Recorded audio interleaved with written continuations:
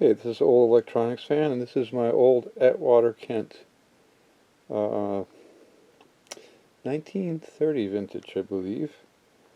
And you can see the fancy, I don't know if they call these low boys or what they call them, but you can see the case, well, kind of. The lighting is not the best. It was very fancy, but unfortunately this thing has not been well maintained, not been well cared for. Somebody glued it back together and they did a lousy job of it. It's just not. And if I go to the side, you can see it curves badly on both sides. So let's see here. This is that going to show up? Yes, I guess it is. This is a Model 70, and this is a Type L chassis. Now, Atwater Kent would come up with a case, and they call it a particular model. And here's where it gets interesting when you're dealing with Atwater Kents. They had, I believe, 3 different radios that could go into here. One was battery powered. One is this one. And I forget what the third one is, but I think there were 3 different ones. 3 different radios that they used for this. So you had to pay attention. And just to make it all a little bit more interesting, was the Type L chassis. There were several variants of that as well, and I don't think, does this tell me much more than it's got a serial number. So actually you can use the serial number on these. It gives you a little bit more information about it. And this is, as it says, tuned radio frequency, otherwise known as TRF. So I think this is the last Atwater Kent of the TRF version that was built, and then they went to super heterodyne.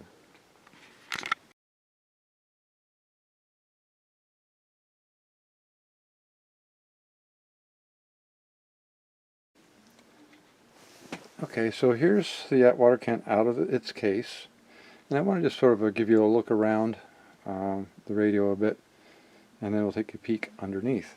So this is the front. It's in pretty good shape. Actually, it's in very good shape, other than some scratches right here that unfortunately the edges of these do show up.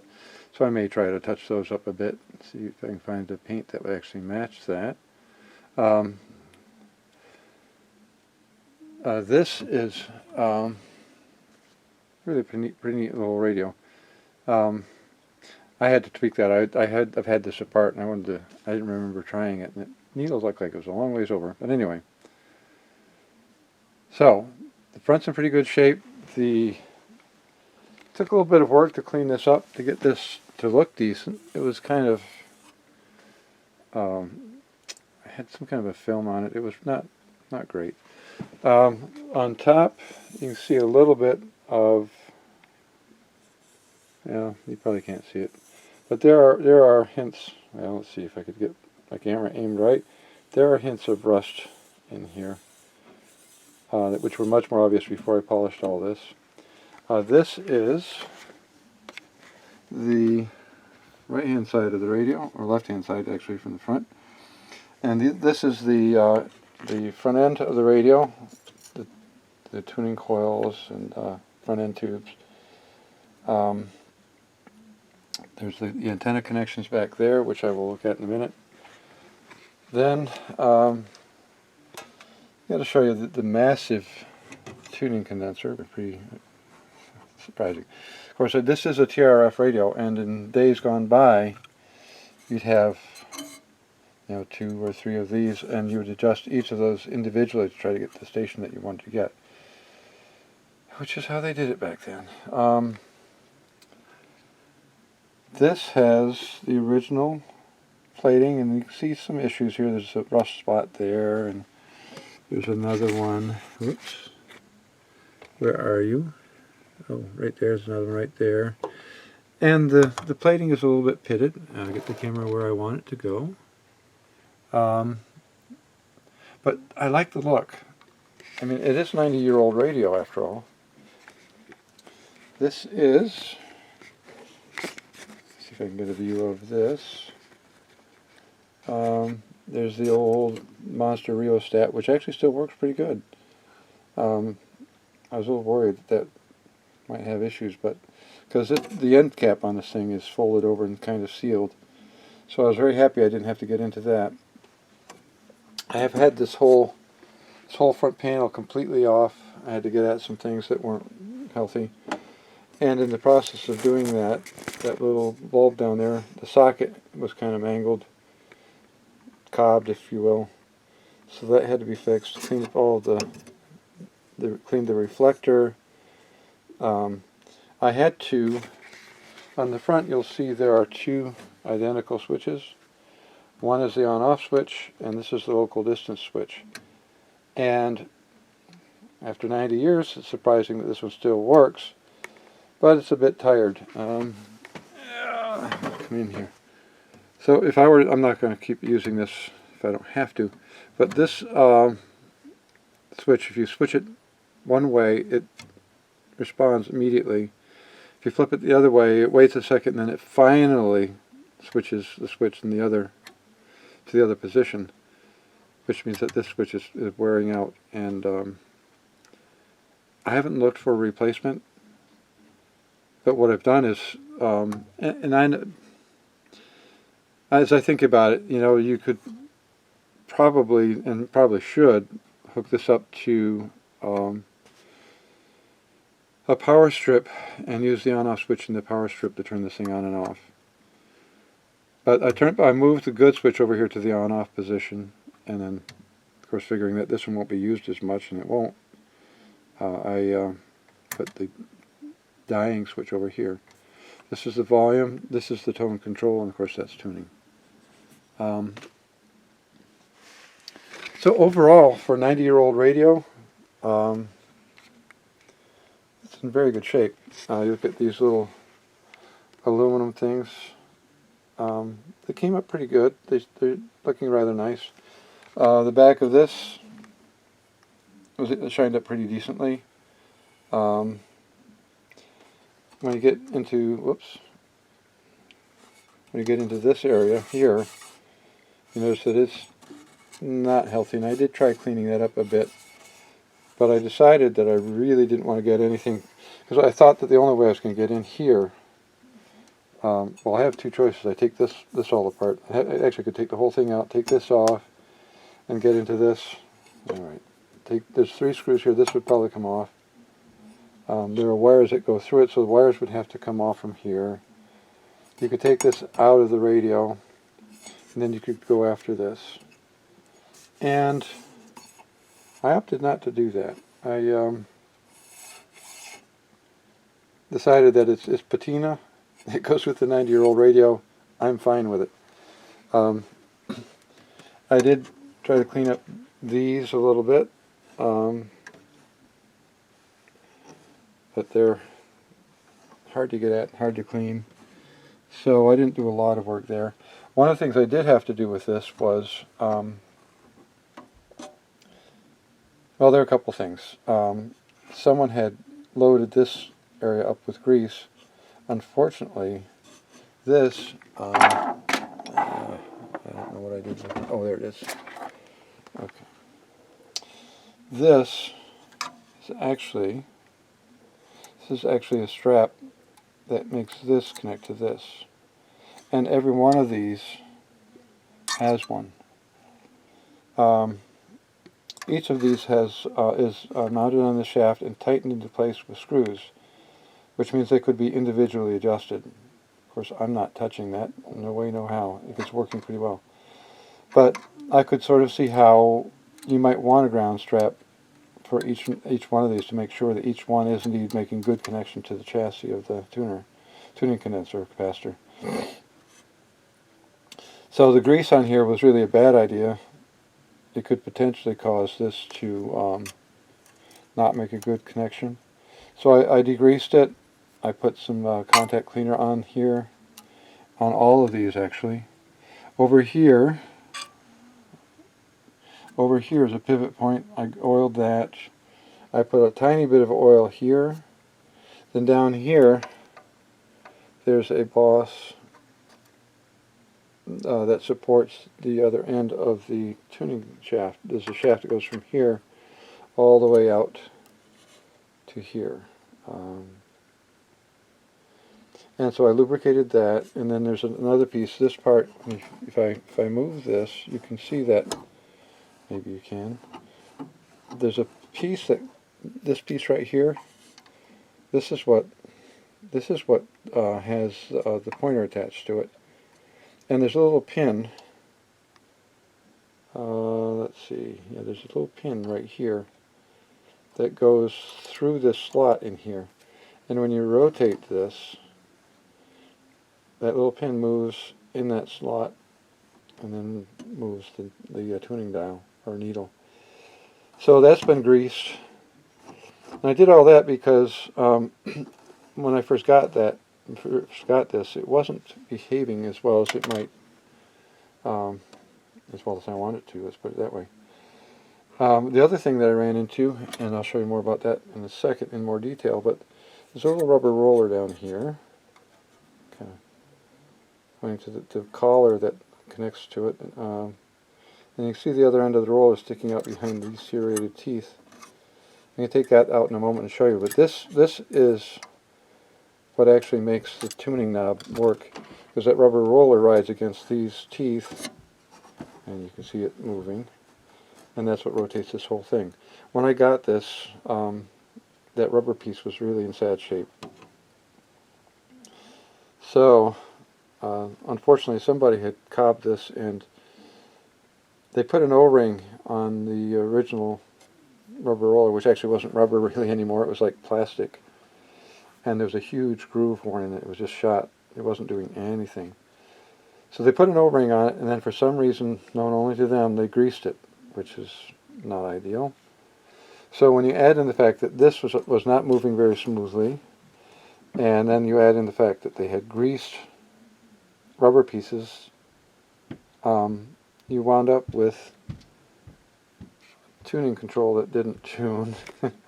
That tuning knob didn't do an awful lot. So I'm going to actually get in closer and show you more about this and how I repaired it. And maybe that'll be a help to some others who have one of these who are wondering how they could repair it. Well, I've come in kind of close, and I know that when I go to take this out, it's going to, you're going to get a good picture of my knuckles, I'm afraid. But this is the tuning mechanism for this old Atwater Kent. It's pretty creative. You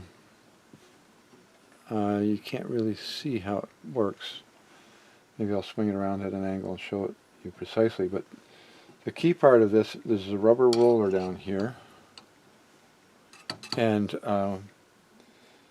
that rubber roller rides against these teeth on this part right here. And I'm going to take this apart and I'm going to show you because it might work out better if I actually show you. There's two screws, which you can't see me take out. Come on. Pretty short. Yep. All you're seeing are my knuckles.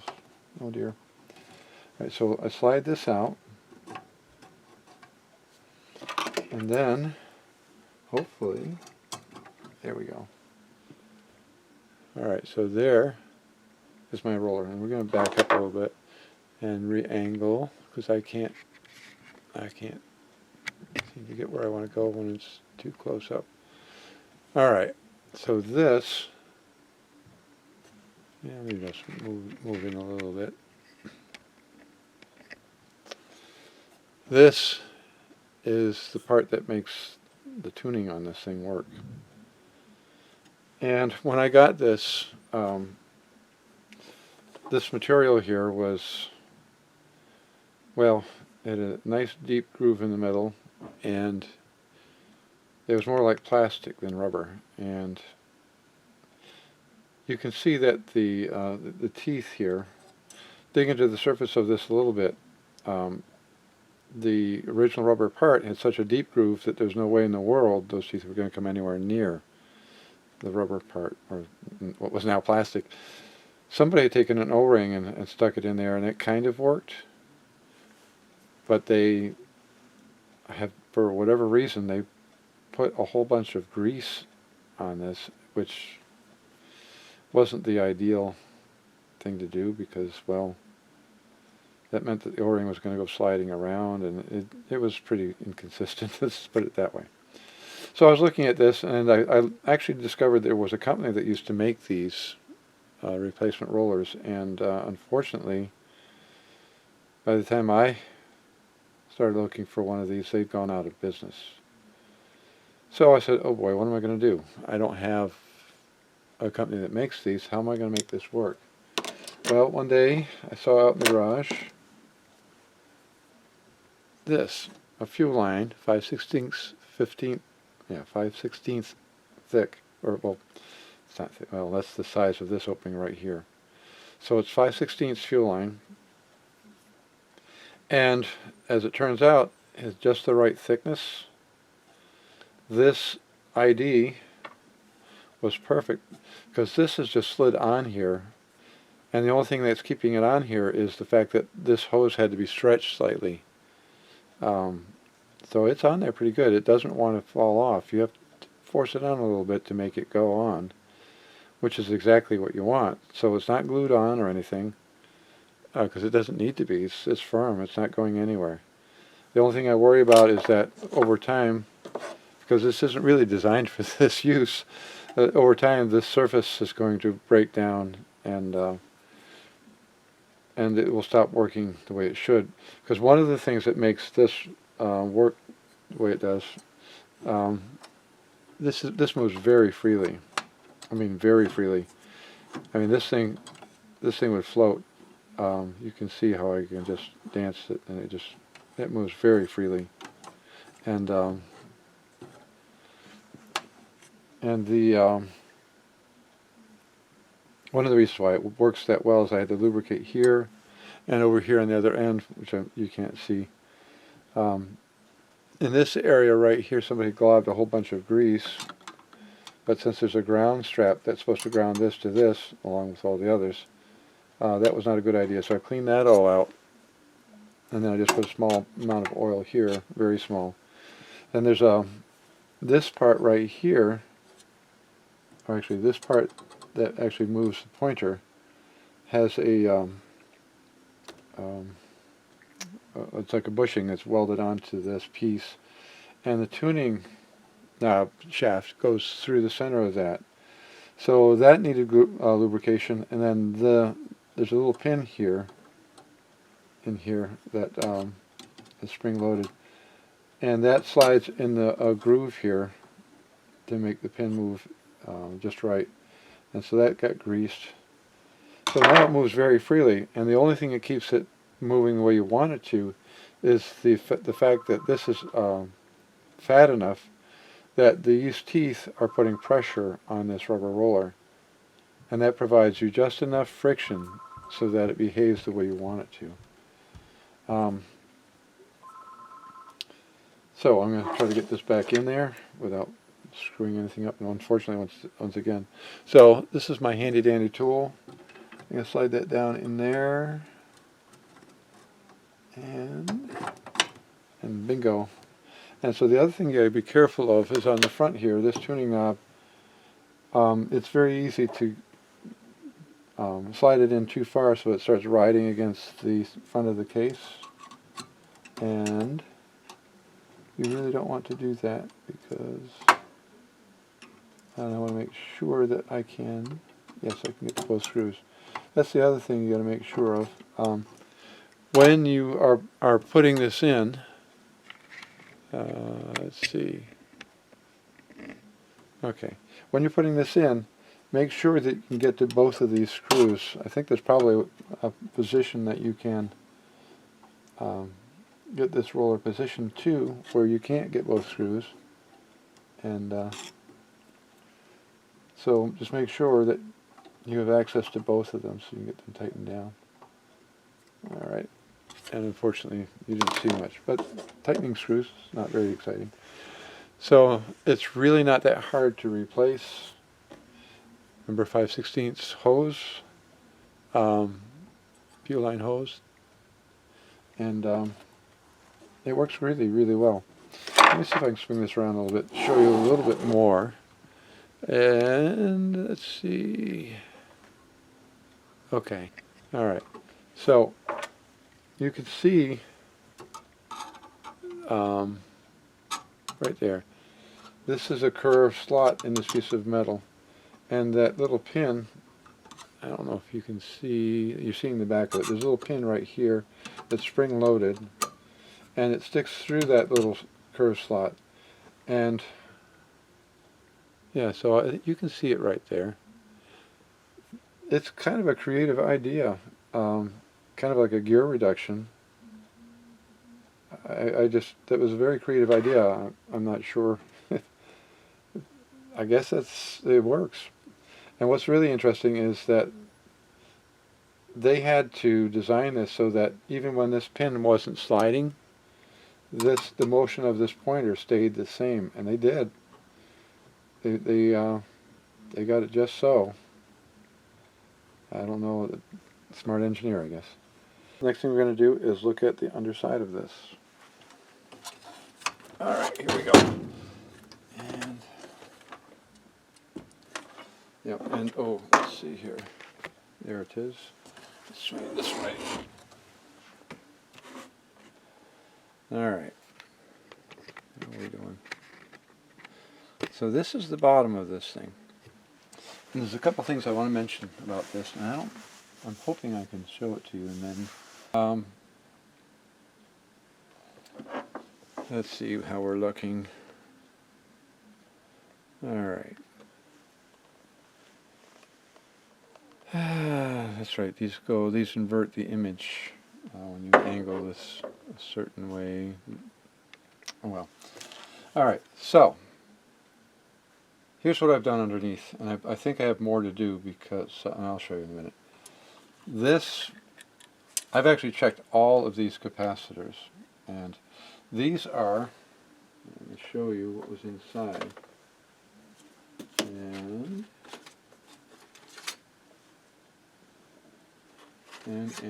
okay, so this is what's underneath.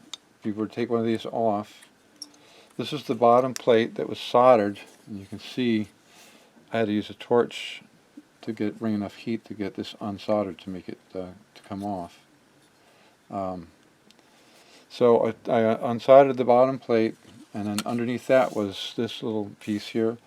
Then inside was this. So this is what is inside of one of those. Well, on mine, that one is no longer that way. Because, and I checked all of these, and I think I replaced the caps in this one and the caps in this one. I think those are the only ones that I replaced. These things, because they're soldered all the way around the edge. They had complete solder all the way around the outside of this, securing it to the back of that. It's like being vacuum packed. This, because it's dealing with the incoming power, you can see my cord that I bought. This is a replacement with modern inners and cloth outer. And I have this on here to keep it from unraveling, because once you cut the end of that, it wants to unweave itself. So I put this shrink tube on there. So because basically this was these capacitors were going to chassis, I put safety capacitors in here, and there were other capacitors in there, so I replaced those. What's intriguing to me is that, let me see, are any of these good? Yeah. Some of these, you see,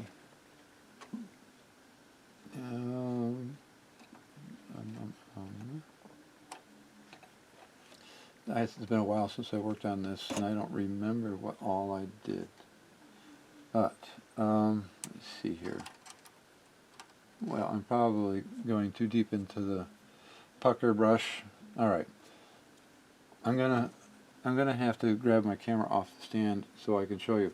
Now, just looking at this, you can't see that some of these resistors are no longer in circuit. That one was replaced. That one was replaced, I think. Yes. Yeah, it was. Okay. So what I did, yeah, I know it's being a little bit anal, but I wanted to keep this looking as original as I could. Some of these resistors were way off value. There were actually one or two that actually were okay, I believe. Like I said, it's been a while since I've worked on this. So what I did was, I've got resistor. You can see the lead from one of the resistors right here. I think you can. Let me just zoom in and get you there. And we'll keep this zooming. Zoom, zoom, zoom. All right. I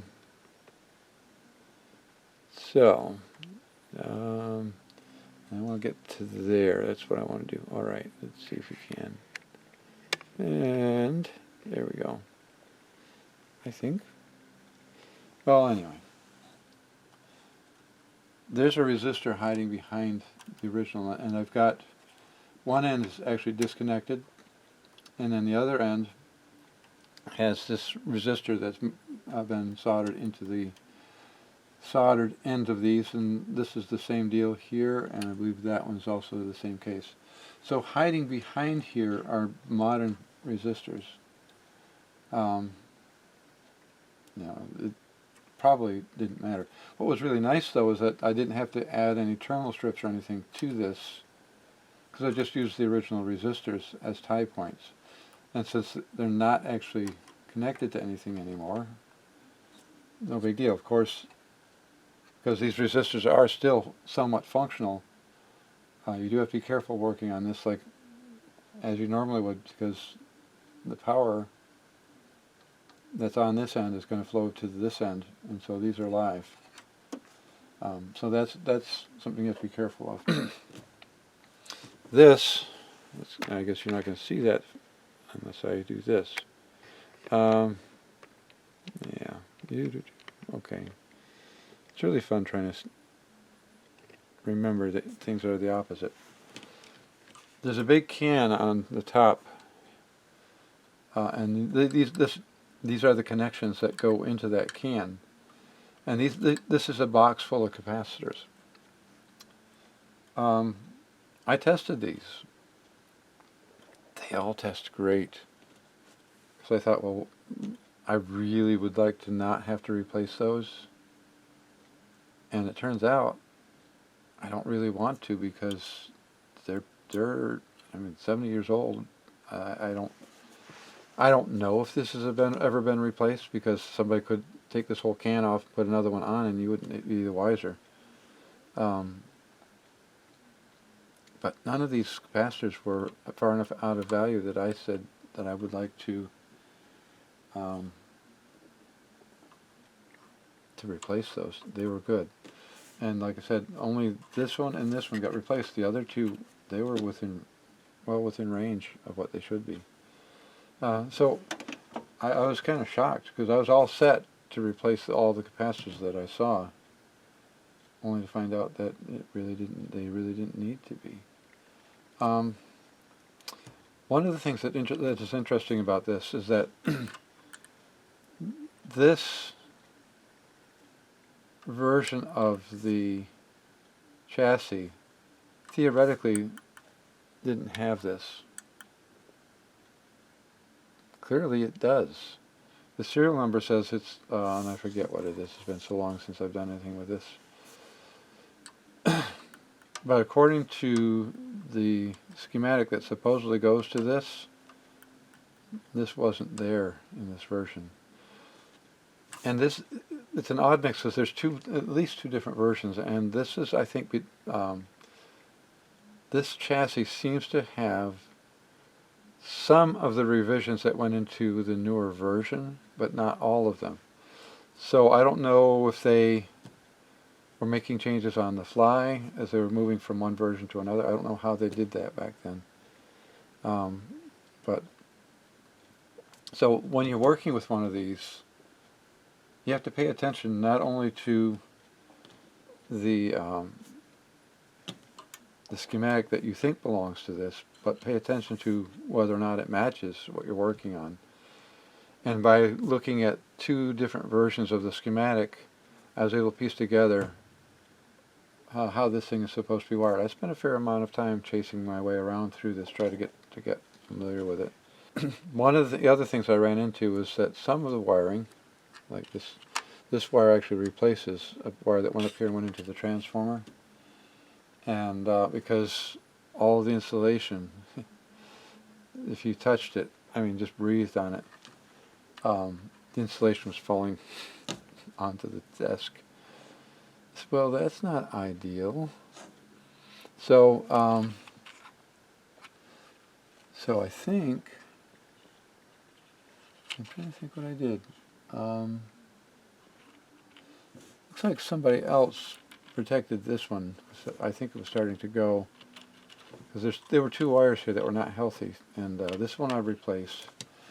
And it obviously doesn't look like an original wire. I used modern wire. I didn't try to find one of these. But, you know, it's kind of hiding behind other stuff. You know, you just tuck it behind and just ignore that, right? So, I'm going to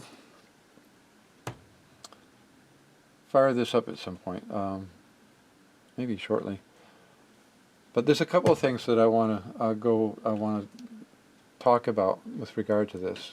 I think this is also, oh no, this is I don't remember. I'm not even going to go there. I've forgotten whether that's transformer, because this is the capacitors. That might be a transformer, probably is. This is also a power transformer here. I don't remember what that is. I'll have to check that out. Well, anywho, a quick look at the circuit diagram will tell me what I need to know. Some of these wires are best not disturbed. And that one's pretty stiff and crusty. And I have a feeling that if I were to go flexing it, bending it, bad things would happen. So I'm not touching that. There's a plate that covers the entire bottom of this. So once the plate is on there, this is all protected, and you're not going to be at risk of touching anything under here or damaging anything under here. Now this thing without the bottom cover is pretty beefy, because that transformer is pretty stout, and whatever that is, and the tuner, you saw that, pretty heavy. One of the fascinating things about this, and I didn't realize it until I started looking at this, is this is a plate, a separate plate that's been formed, and this is a separate, also, second half of the chassis. And you notice this bar across here, and there's another one up here, and then you've got this one in the center. These two pans are held together by this plate and these two plates, which I thought was rather interesting. Maybe they did that because it was cheaper, or maybe they didn't have back in 1930, have the ability to form one big huge plate, or maybe the tooling was cheaper if they did half of the chassis and half of the chassis. Because that seems like a lot of work, additional assembly work, to put these together, put this in there, bolt it in, bolt this in, bolt that in. So anyway. Okay. I set the radio up, and I was playing around with it a little bit, and actually it's working pretty well. This is the speaker that I repaired. Right now I have the lights, the LED lights off because of the noise they generate in my AM radios, unfortunately. Yeah, I guess you can sort of see from my little light over here, which is not, I think it's fluorescent. I should think that would do worse. You can see some of the, can you? Yeah, I'll have to show you when it gets better lighting. It's torn here. It was torn here, all the way over here, up to here. Well, anyway, I made a small transmitter, and that noise you hear in the radio right now is from that transmitter. It's very low power, which is why this antenna is up here, which you can't see what I'm pointing to. I've got an antenna sitting up here. It's making a racket, but anyway. And I'm using this creative little MP3 player. It's got an EQ built into it, which enables me to overcome some of the limitations of my very cheapy, transmitter. So I'm just, right now it's late at night. There aren't any really good stations to listen to, although I may run the dial a little bit to see what's out there. But I thought I'd show you what it sounds like using a decent audio source. So.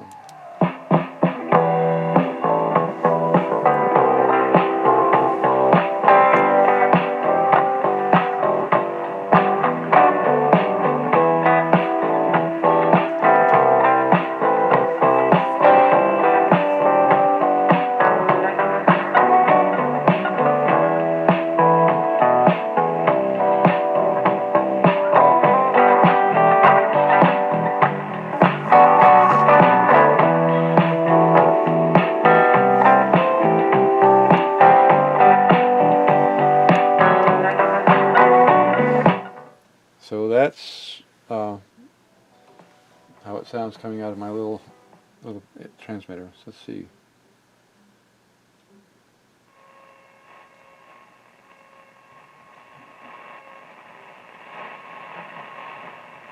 So thinking, I don't want to get President Trump. I don't want to go to war. I don't want anyone to go to war.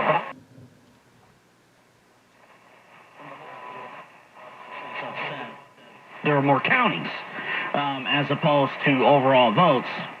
In future presidential elections, it should go by number of counties as far as who wins the state, as opposed to the number of people who vote. The insecurity alive. But did you know you can use ExpressVPN? Now let's see.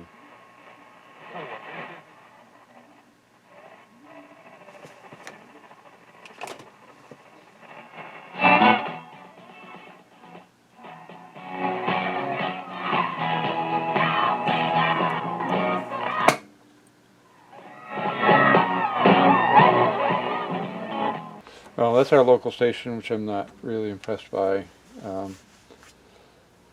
It tends to be a little bit on the shrill side, and I just switched it from long distance to the local, and definitely sounds like I've got a microphonic tube. How lovely. I'll have to check that out. I don't know that I have anything to substitute for that tube. I'll have to look into that.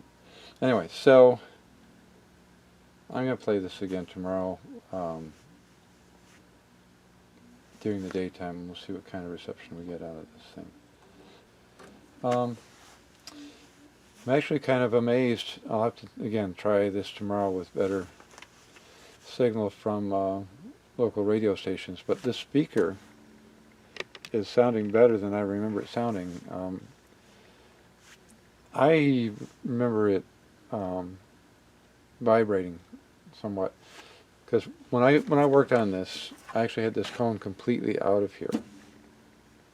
So I'd take all these screws out, take that center screw out, unsolder the wires from the back of it, so I could get the whole thing out and free, because this was in pretty bad shape. Let me turn my lights back on.